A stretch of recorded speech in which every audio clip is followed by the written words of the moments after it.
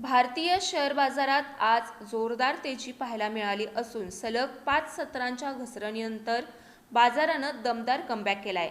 कच्च्या तेलाच्या दरातील घसरण, भूराजकीय तणाव कमी होण्याची शक्यता आणि आयटी शेअर्समध्ये झालेल्या जोरदार खरेदीमुळे बाजारातील गुंतवणूकदारांचा उत्साह वाढलाय.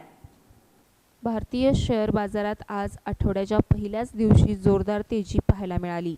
सलग 5 सत्रांच्या घसरणीनंतर बॉम्बे स्टॉक एक्सचेंज सेन्सेक्सनं दमदार पुनरागमन करत 776.01 अंकाची म्हणजेच 1.02% वाढ नोंदवली आणि तो 76,835.78 अंकांवर बंद झाला.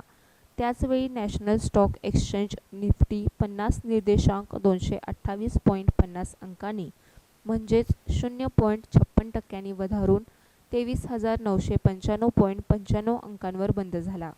कच्च्या तेलाच्या दरातील घसरण, अमेरिका आणि इराणमधील भूराजकीय तणाव कमी होण्याची शक्यता आणि आयटी क्षेत्रातील शेअर्समध्ये झालेली जोरदार खरेदी यामुळे बाजारातील वातावरण सकारात्मक राहिलं.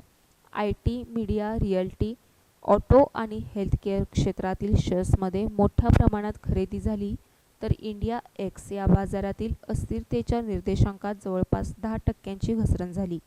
एकूणच आजच्या तेजीमुळे निफ्टी 24,000च्या महत्त्वपूर्ण पातळीच्या अगदी जवळ पोहोचला असून गुंतवणूकदारांसाठी बाजारातील पुढील दिशा महत्त्वाची ठरणार आहे.